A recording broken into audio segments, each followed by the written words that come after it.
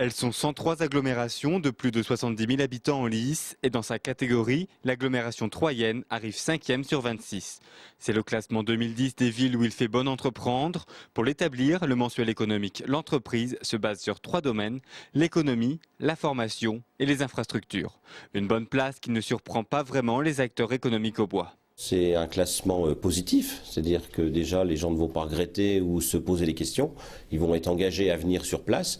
Charge à nous, une fois qu'on les accueillera, de leur démontrer que c'est le bon choix qu'ils devront faire. Ça se traduit dans les faits, il y a quelque chose qui se passe, il y a eu des investissements conséquents dans des secteurs particulièrement pointus, l'UTT, je vois le parc du Grand Troie, le parc logistique, les centres de marque sont de véritables locomotives.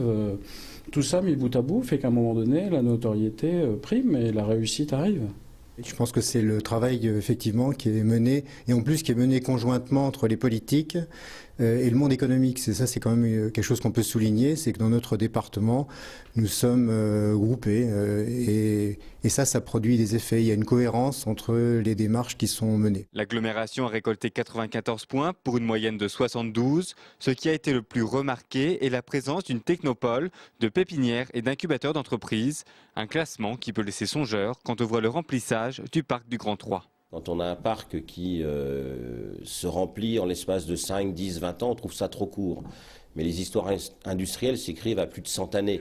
Une fois qu'on aura passé 100 ans, on regardera s'ils sont toujours vides. Ce classement peut donc inciter des entreprises à s'installer dans l'agglomération. Si la note obtenue par le faible nombre de vols commerciaux à Barberey est mauvaise, elle est compensée par la proximité de 2 autoroutes ainsi que la présence d'une ligne Paris-Troyes. Les efforts se cumulent et les efforts finissent par primer. Je reviendrai un peu sur la visite du président Sarkozy, ce qu'a dit le président Lemel de la Chambre de commerce et d'industrie. Effectivement, il manque plus que maintenant qu'un petit peu d'électricité à la place du diesel. Voilà. Le classement a été réalisé et publié avant la visite du président Sarkozy et de l'annonce de l'électrification de la ligne Paris-Troyes.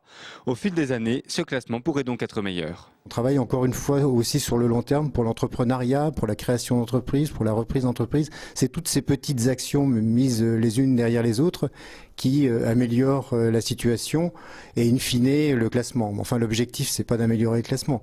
L'objectif, c'est de développer le département. Cette 5e place est donc un signe encourageant pour l'agglomération. C'est désormais aux acteurs économiques de convaincre les entreprises de s'installer en terre troyenne.